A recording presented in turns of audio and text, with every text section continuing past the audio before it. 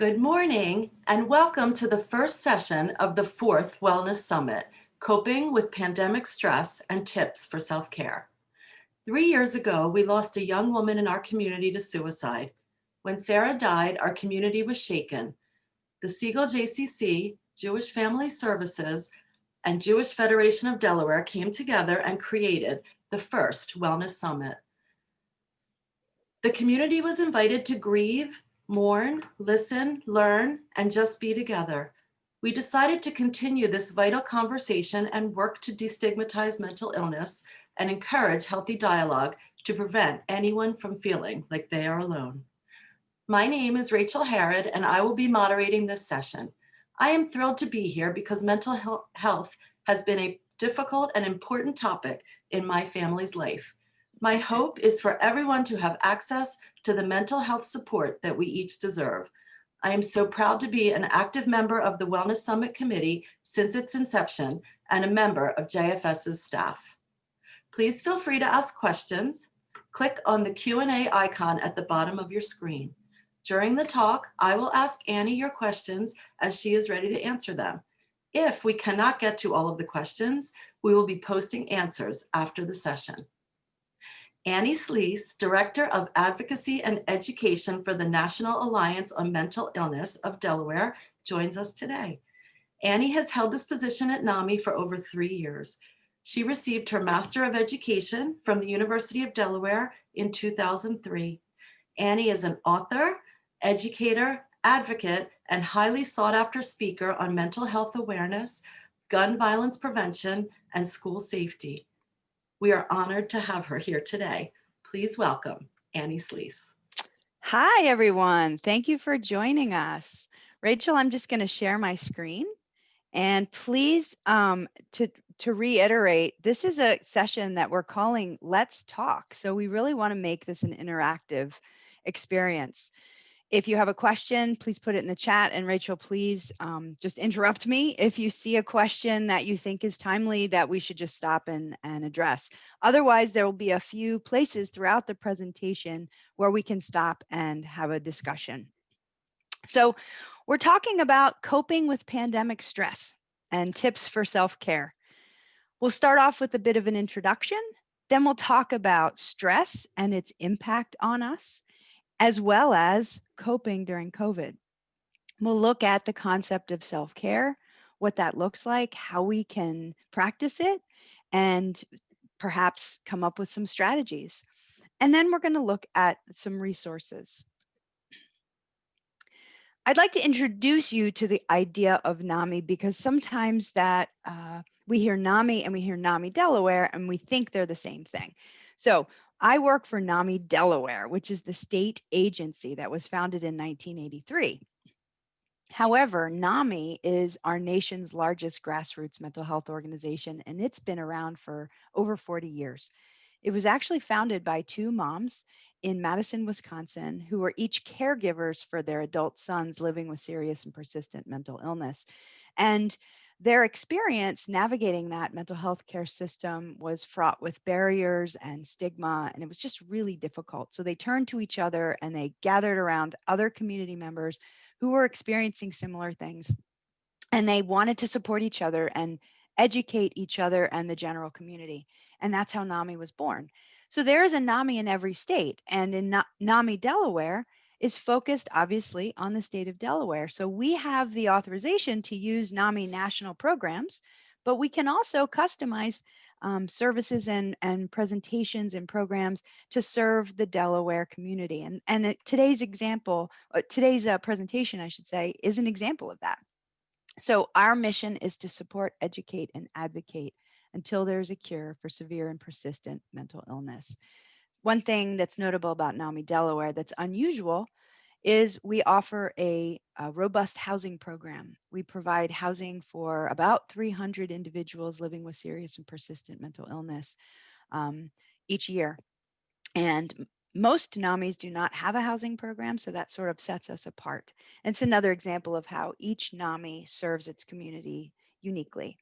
So if you're in Delaware, you know you can reach out to us. But if you're outside of Delaware or you have loved ones in another state, do know that there is a NAMI in their state as well. Just go to NAMI.org and you can find other local NAMIs. So you heard a little bit about my background, but I wanted to highlight a couple of things that I think might be relevant in our discussion today. My background is actually not in mental health. I was a classroom teacher for 25 years, mostly teaching English, mostly directing musicals in middle school and high school. I thought that's what I would always do. I'm also the mother of 2 sons, and this is a photo of us together about 10 years ago. My older son lives with serious and persistent mental illness, and the photo I'm sharing with you today took place right about the time his illness began. And I think it's important for you to look at those smiles. Look at our faces. It looks like everything's fine, but it wasn't. You see, when mental illness affects a family, oftentimes people feel alone. And if they don't have support and information, they might not share with others what's going on. And that was really what was going on with us. My older son and my younger son today, 10 years later, are glad that I'm sharing our story with others because they understand the impact that mental health has on a family if mental health concerns are not addressed. Briefly, I'll tell you that as an educator, I was prepared in the classroom, but I was not prepared to recognize warning signs and identify them in my own child. And for my son, he also had no idea what mental health conditions are, and he didn't know they were treatable, and he didn't know that they weren't something he should be ashamed of. So without information and support, our family really spiraled. And it was when I found NAMI that things turned around. And understanding the impacts of not only a mental health condition, but also the stressors that surround a family is really important. And I think it holds true today when we're looking at what's going on. First of all, please know you're not alone. We're all enduring stress right now. In fact, this slide illustrates just how challenging Americans are finding themselves right now, challenging they're finding the world. 40% of United States adults are reporting challenges with mental health conditions or mental health symptoms and substance use problems. That is up significantly from the typical numbers that we see. Pre-pandemic, NAMI reports that 1 in 5 lives with a mental health condition. So that is a significant jump from that. This summer, about 31% of US adults are reporting symptoms of anxiety and depression. They're reporting about 26% are reporting symptoms related to trauma. So trauma, I should say, is not a mental health condition. Trauma is an experience. However, trauma is a risk factor for developing a mental health problem. And some people who feel the impacts of trauma for a length of time and are unable to address that impact may develop a mental health condition. And some of those disorders may be related. So they might be called stressor related disorders, something like PTSD, perhaps you've heard of. 13% of US adults are reporting that they've either started using substances as a result of the current issues in our world, or they've increased their usage. And 11% of US adults this summer reported seriously considering suicide. We need to recognize that right now, we are all going through something we'd never expected and something we have to help each other get through. So keep in mind that you're not alone. That is the motto of NAMI. And I have to tell you from a personal perspective, knowing I'm not alone made a huge difference in my own family's challenges 10 years ago. And it continues to help us now. So let's take a look at what stress is really and how it affects us in general, not necessarily specific to the pandemic. But stress is something we've all experienced. We are familiar with it, right? And sometimes stress can actually help us. In some cases, stress can help us get through a dangerous situation, for example. The challenge, though, is if we endure long-term stress, it can have really harmful impacts on our health.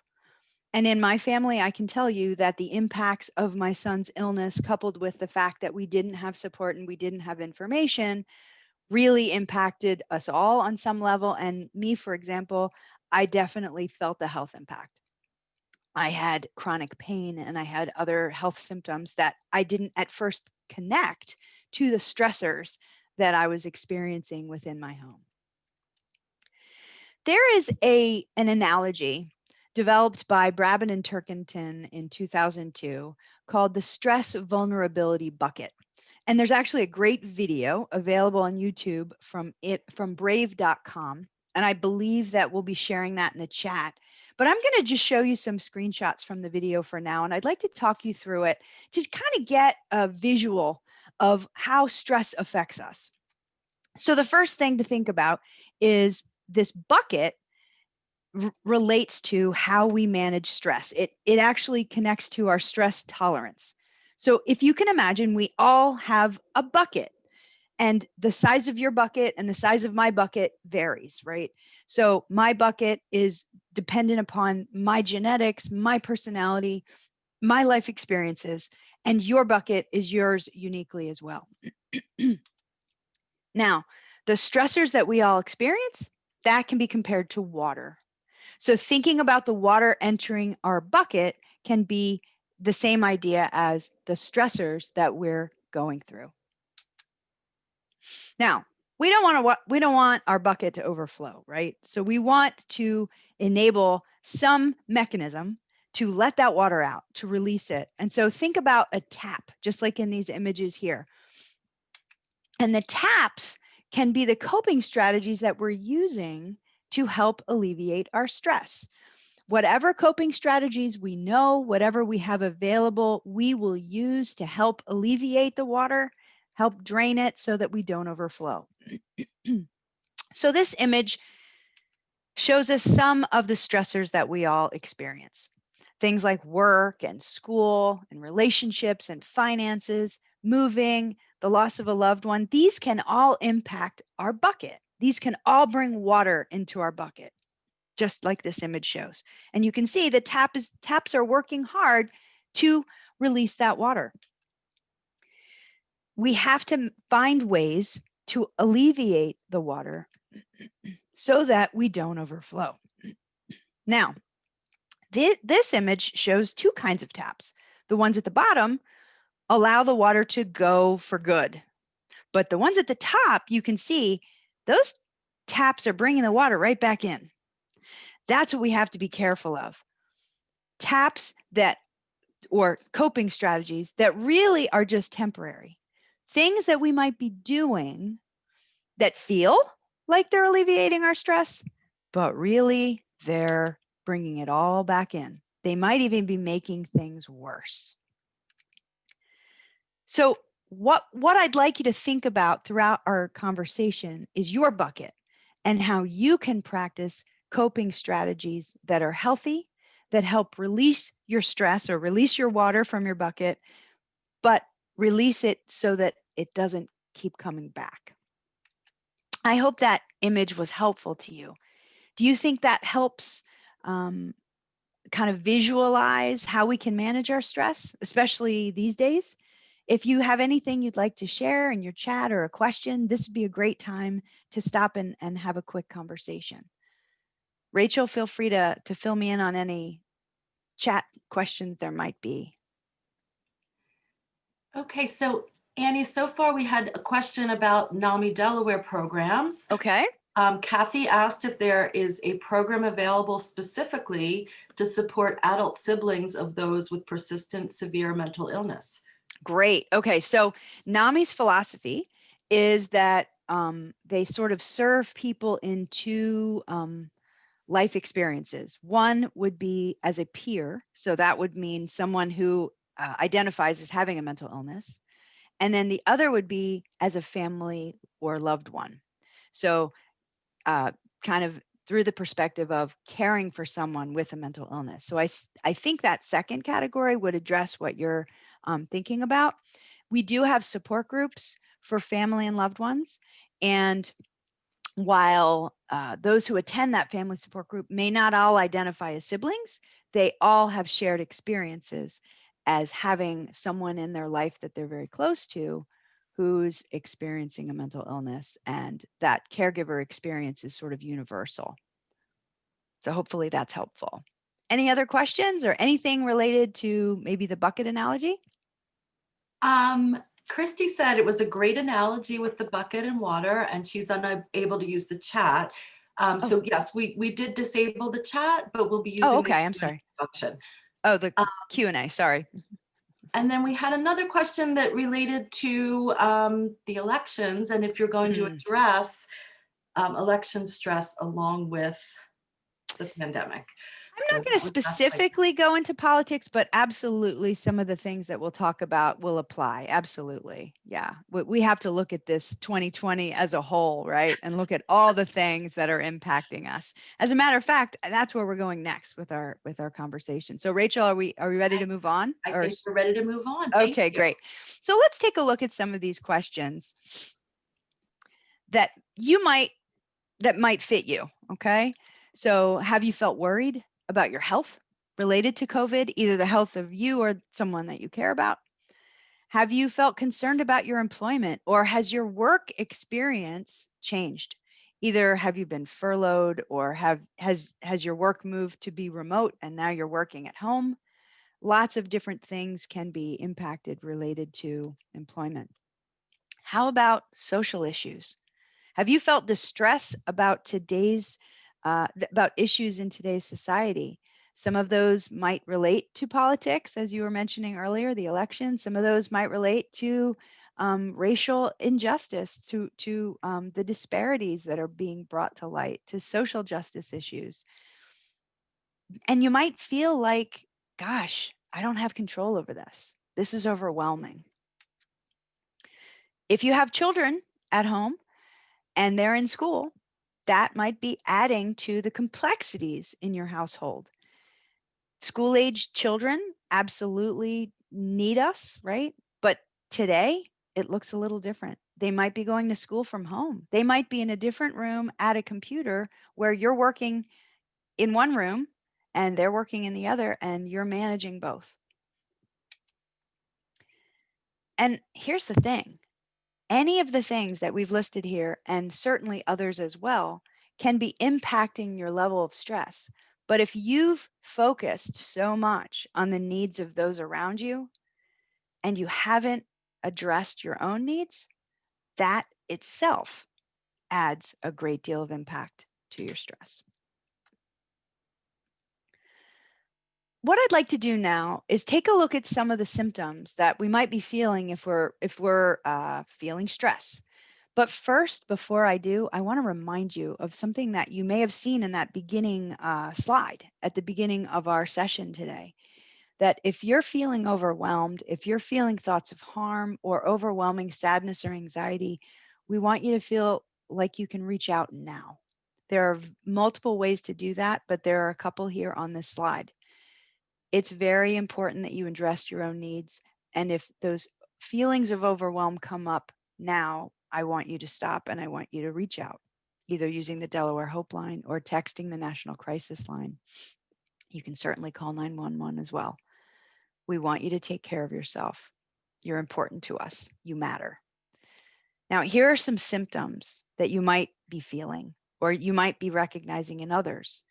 And they might not directly feel like they're connected to stress. So things like concentration, nervousness, sleep, irritability, burnout. Um, these are lack of motivation. These are possible signs of stress. And some things can become physical. For example, perhaps you're feeling headaches a lot and you can't understand that because it's not something you typically have. You can even actually have sore muscles, and that can be related to stress. Maybe you didn't do anything to injure yourself, but suddenly you have this overwhelming pain, chronic pain, as a matter of fact. You might be having trouble in your relationships. That can be connected to the stressors on you. Maybe you're having digestive problems. Again, you could think about, what did I have for dinner last night that upset my stomach? But if it keeps happening over and over again, perhaps it's not your diet. Perhaps it's stress. What we can do about our stress is practice self-care. Now, I shared a little bit about my story before, but I want to go back to that for just a moment, because I do remember 10 years ago when that was happening in my family. There were a few people who they didn't know what was going on, certainly because I wasn't going to share that, but they did say, "Gosh, are you okay? Do you need a day off? Is everything okay? Maybe would you like to go and I don't know, maybe I was invited to go places." I just remember having these opportunities being posed to me. And every time those things that seemed inviting, they seemed too frivolous to me. They seemed almost selfish. And I remember thinking, I can't do that. I don't have time for that. I have things I have to do.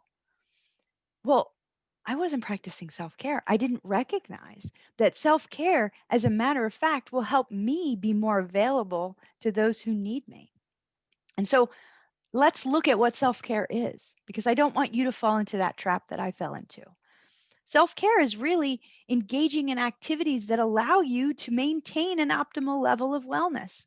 Or another way of saying it is listening to what your body and your mind need and acting accordingly, rather than just pushing through and continuing to endure ongoing distress, pain, uh, irritability, any of those things. Stopping and listening to your own needs. That's self-care.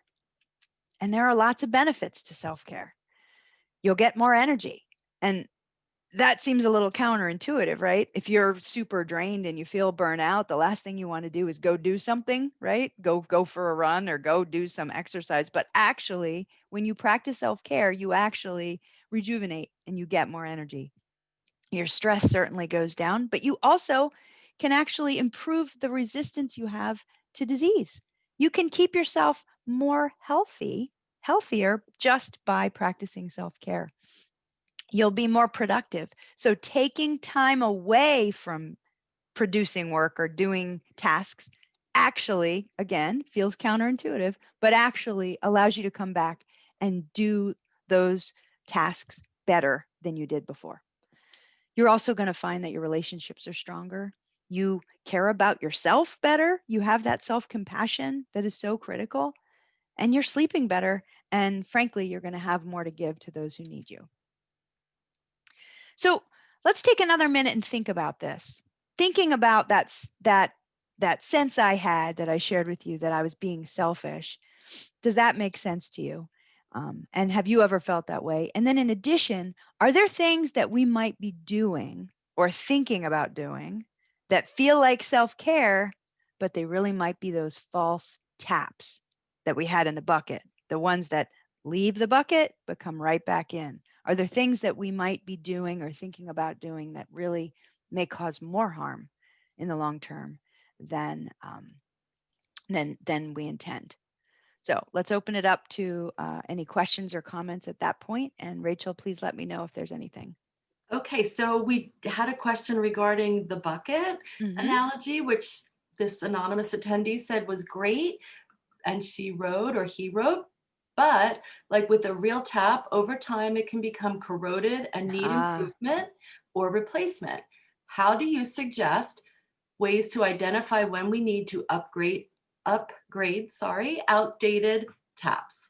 what a fabulous question. I love that. We should definitely send that out to the brave.com folks too, so they can add a quick extra part to their video because I love that. So I guess the idea you're asking is, how do we know when the self-care that we're practicing isn't working anymore, right? How do we know that even though I keep doing this thing people are telling me to do, I'm not feeling any better, or it's just not working anymore?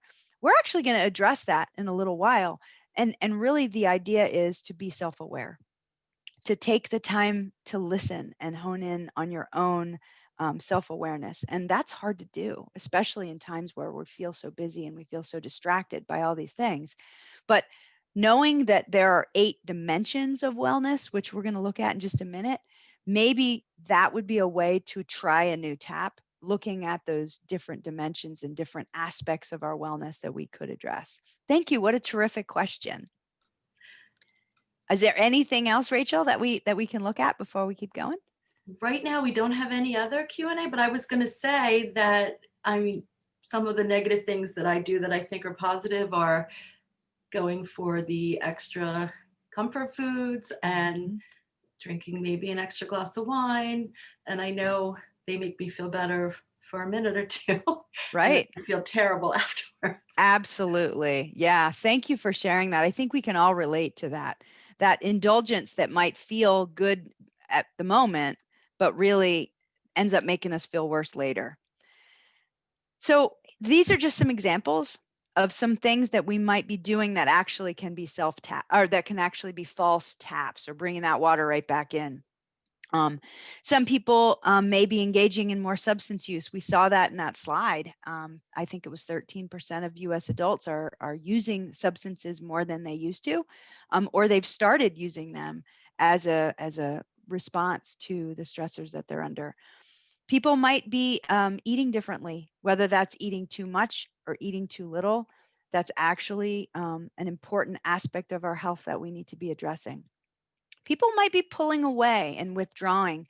And while there's nothing wrong with taking a little time out for yourself, and it may feel like that's what you need, we also need people.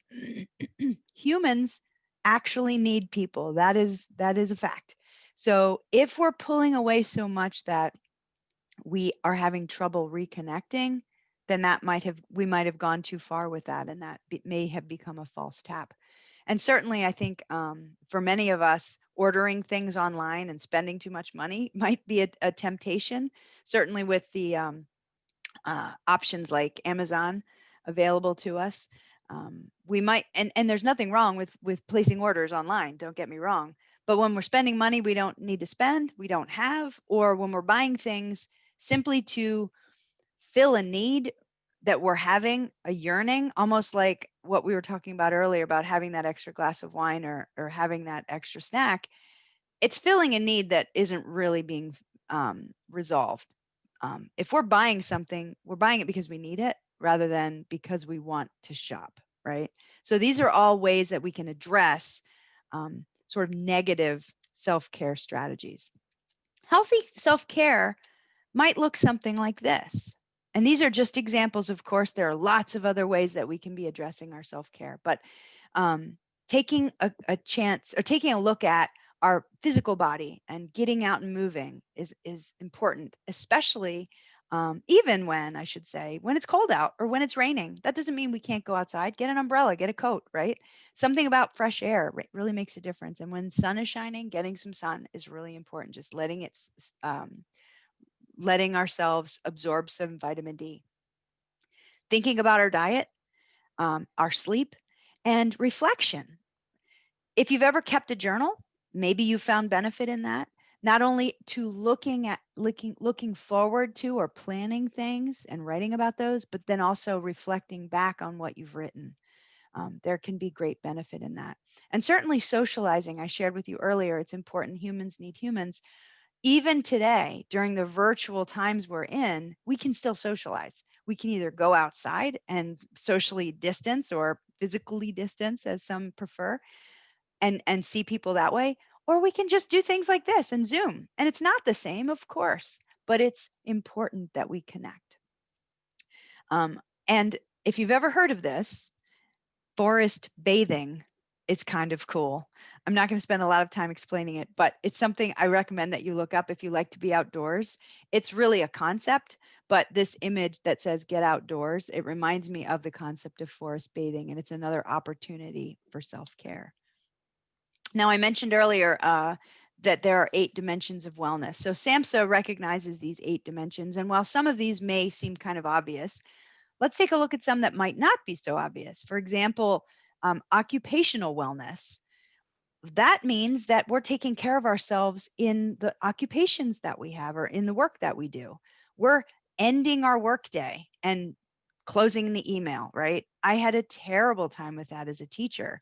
I was constantly responding to emails that families would send to me, and it made sense because families were coming home from their workday and checking in with their children and reaching out to their children's teacher, i.e. me, off hours, right? Because they were finished with their workday. But I was responding. So my workday kept extending. Now, that was no one's fault. I wasn't told to do that. It was my fault, I guess. I wasn't told to do that. I just did it because I felt like they needed me and I felt like I should respond. So that's an example of how I wasn't taking care of my occupational wellness. I needed to stop my workday, put my phone down, disconnect the notifications from email so that I could address my home life with the same energy and focus as I was with my work life.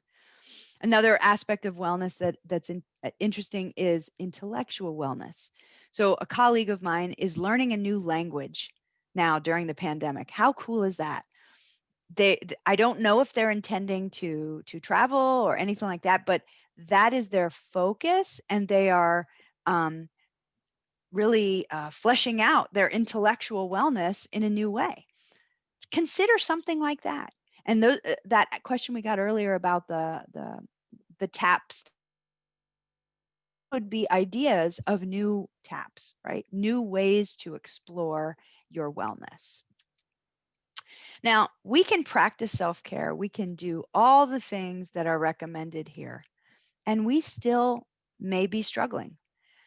Now, I want you to know that's okay. 10 years ago, when my family was struggling, I didn't know that was okay. In fact, I thought it was a flaw. I thought it was a flaw in me as a mom. My son thought it was a flaw in him as a strong kid. But the fact is, it's not true. Sometimes we feel the impact of a mental health problem that we can't resolve on our own. But just like another kind of health problem, a physical health problem, there are professionals who can help. There are professionals with the training that we don't have as general community members to resolve these conditions. And the thing is, mental health challenges are real and they're treatable.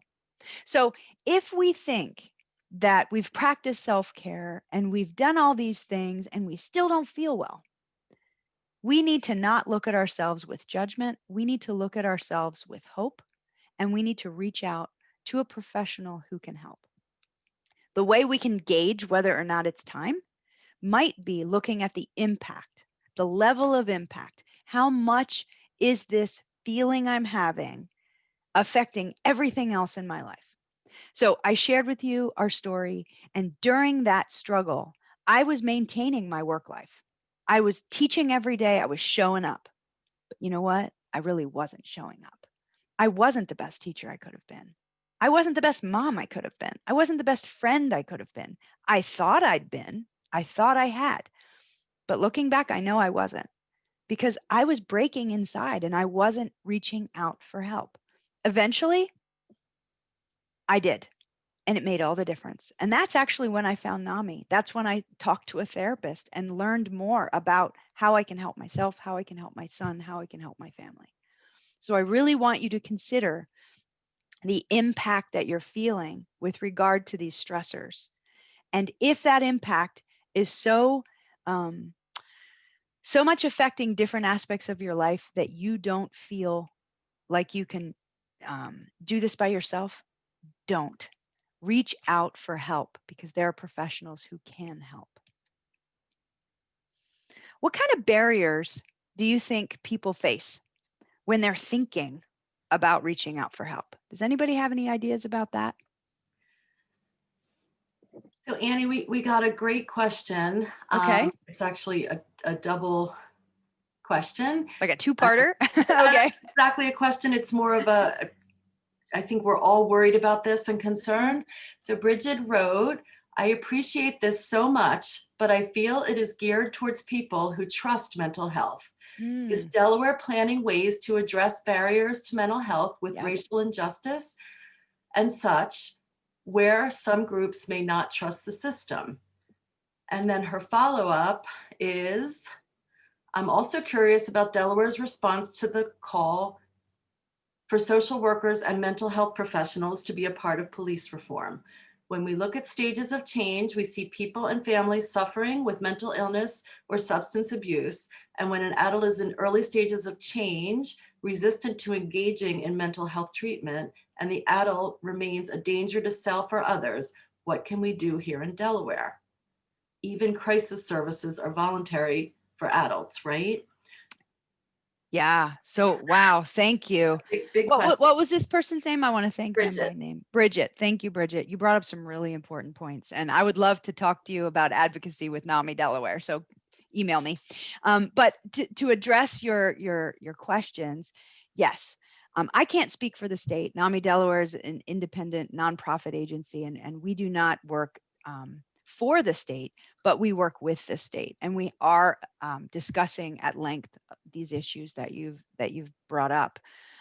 We do see the criminal justice reform piece, and certainly NAMI Delaware works a lot around that area. We're the agency who helps coordinate the crisis intervention team services for law enforcement. So we've trained hundreds of Delaware law enforcement professionals, and we continue to work with law enforcement so that they understand how to respond to a mental health crisis appropriately.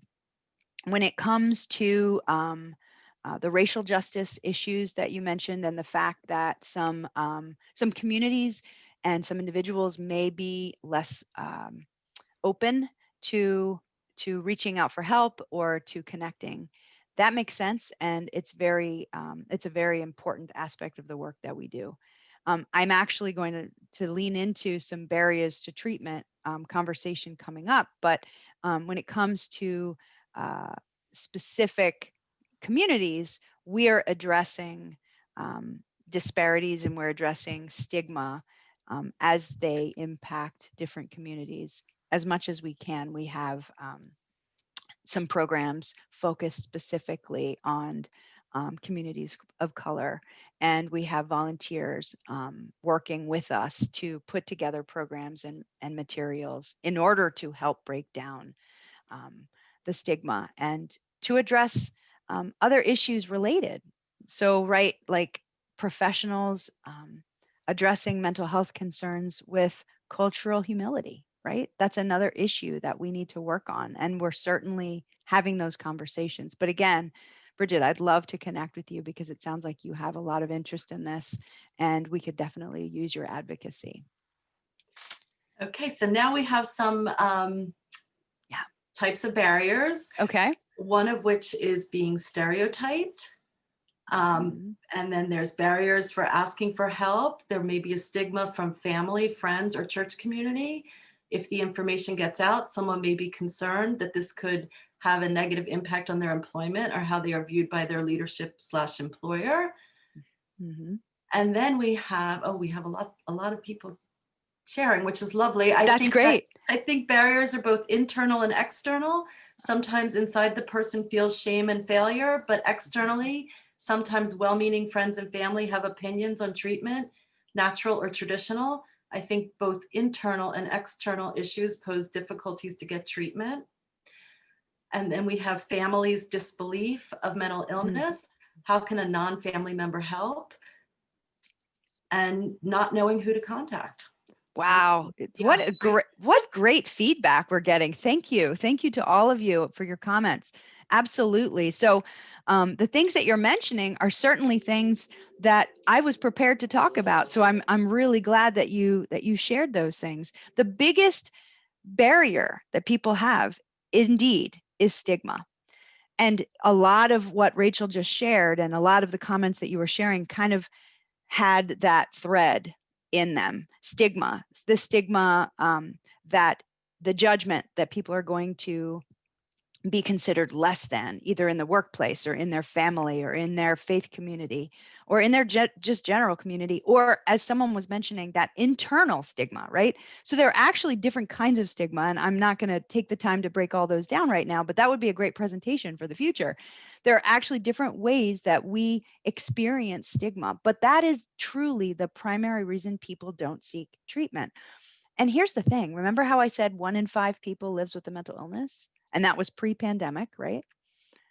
Over half of those individuals do not seek treatment.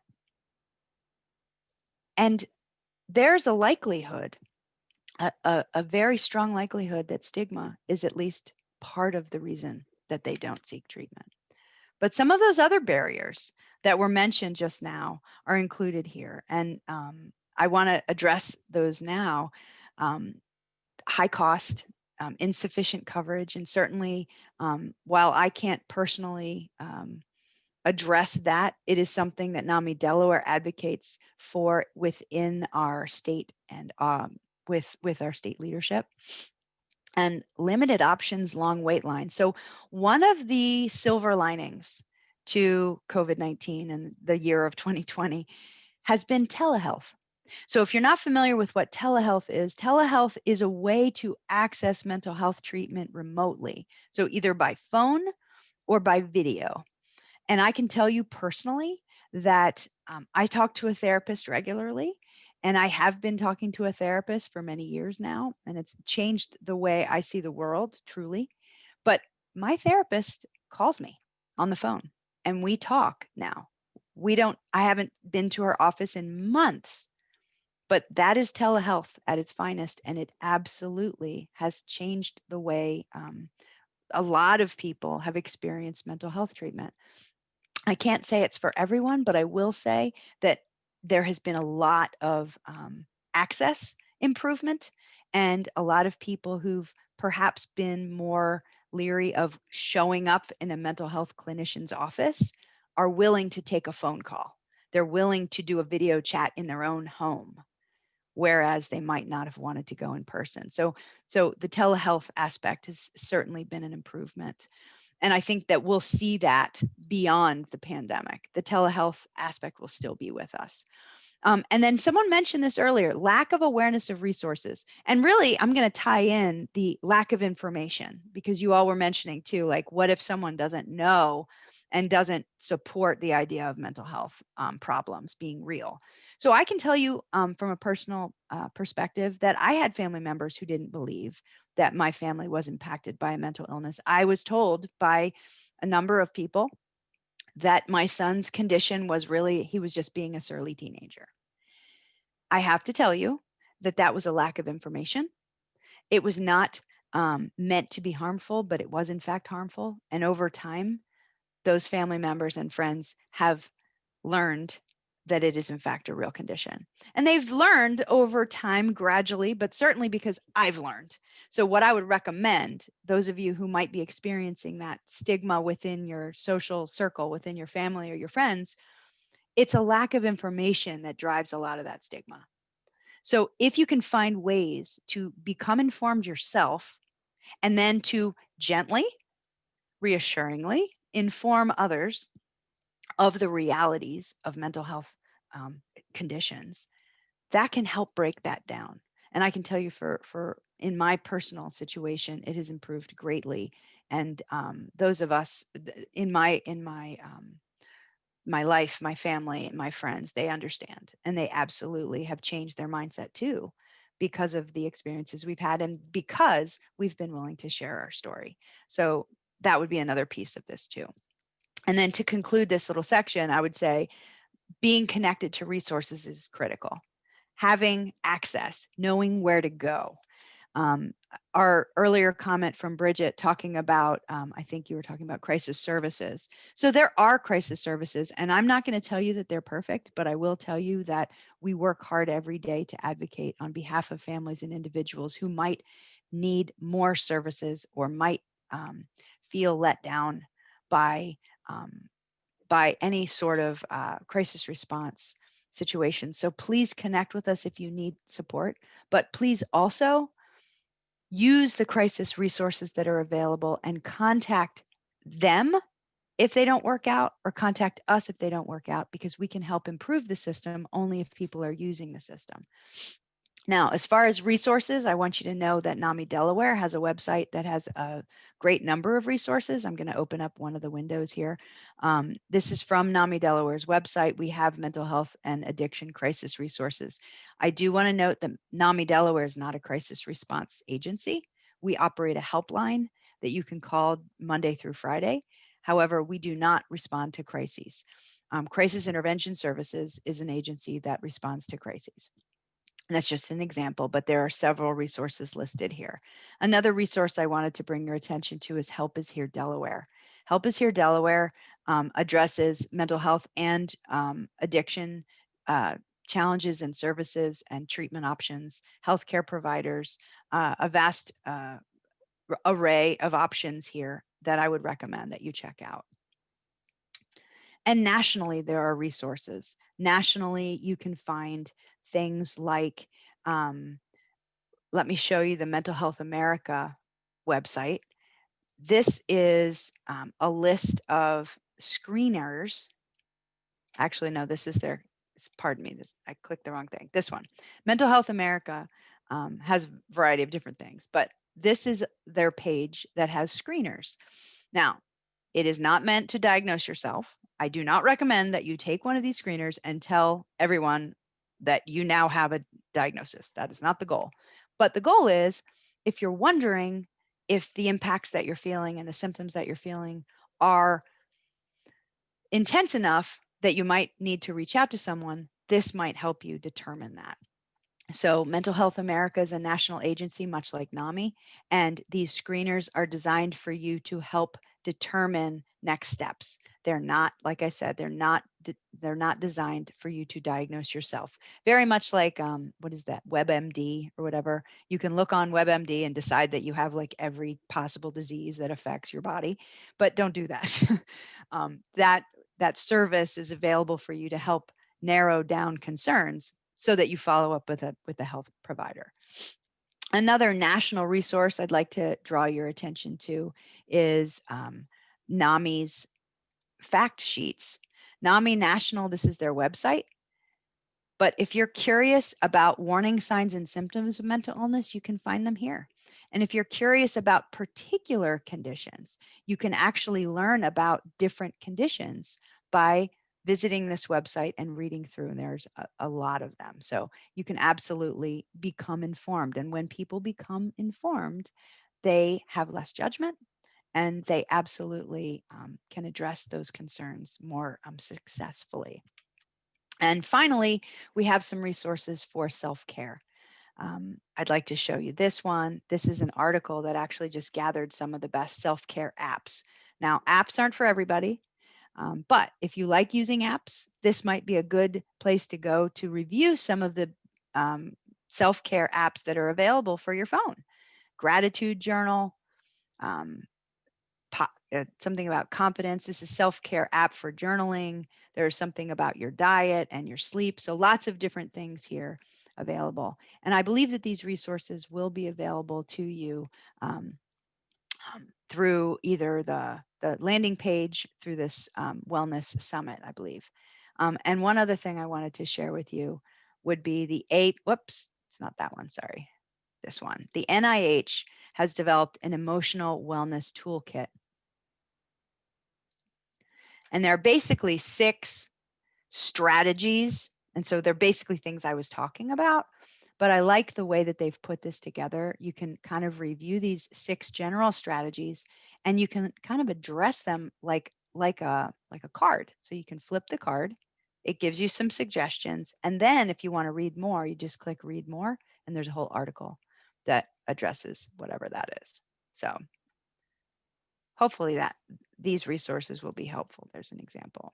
Coping with caregiving. So lots of resources available, and I'm happy to connect with you if you have any other questions. But that pretty much concludes my session with you today, and I'd just like to open up to any follow-up questions that you might have.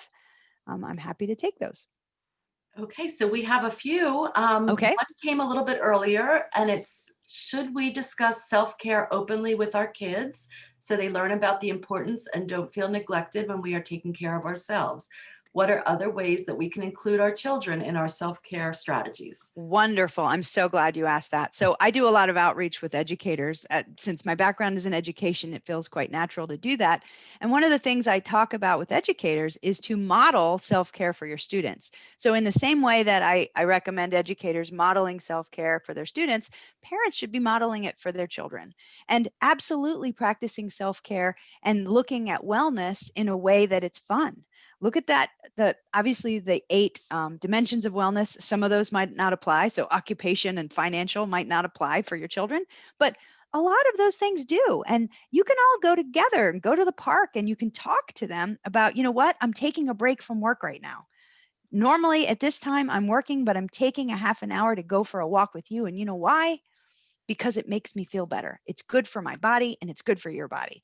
So those kinds of things we can be doing and talking about. And really, you know what that's going to do? That's going to, and I don't like this word, but normalize. I think of normal as a setting on a dryer, but to normalize our conversations around our feelings and around those things that are invisible, right? If we have a sore throat, we know we have a sore throat and we know there are things we can do to resolve that sore throat. We can drink some hot tea, we can have a cough drop. We don't know as much about our mental health. But if we can teach our kids that the things that we're doing to take care of our bodies and our minds will help us stay healthy, that's modeling self-care, and it can be a family event. I highly recommend that. Great. Okay, we have a question about, let's see, I have great respect for Delaware NAMI. Are there telehealth opportunities for group therapy, telehealth groups that eventually clients can join? So before you answer, I'm just going to really quick say that JFS Delaware has a That's what pod. I was going to say, Rachel. I was Thank right you. there with you. So let me clarify. So NAMI Delaware does not provide direct service. We provide support services, so support groups, and we provide education programs, so programs that people can go and, well, virtually now, and learn about specific aspects of mental health conditions, either for caregivers or for general community. But we don't provide direct service in that way. Our support groups are for people who either identify as family caregivers or family and loved ones, or they identify as peers. And those support groups are not looked at as therapy. They are instead led by trained volunteers who have lived experience, who can share strategies around those experiences they've had. So our family and loved ones, family support group, I should say, is operated by trained volunteers who identify as family members of someone with a mental illness, if that makes sense. But JFS, however, does do direct service, and that would be your go-to agency when it comes to mental health services, direct service. Great. So then we have a question. Are you familiar with the app named The Mighty? And I am. recommend. Actually, that, I don't know if you saw on my slide, that was one of my national resources, and just for sake of time, I didn't click on it, but The Mighty is great. Definitely check out The Mighty. The other one that I would recommend in that same kind of realm is Healthy Place. I think it's Healthy Place, yes. But The Mighty is kind of a group, and it's outside, it's not just mental health, it's all health.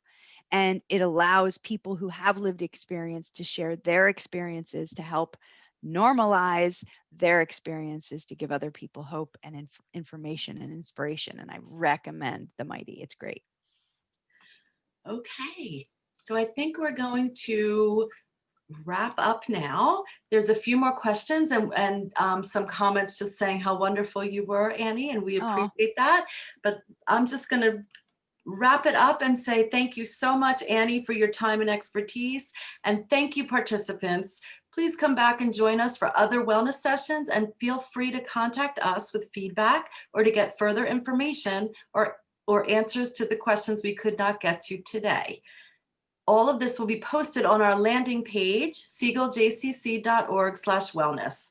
Coming up next, we have yoga at 10:30 with Mayrav Narunsky and coping with uncertainty and navigating change with Dr. Andrew Feinberg at 2 o'clock. Thank you all. Bye. Thank Have a you. wonderful day.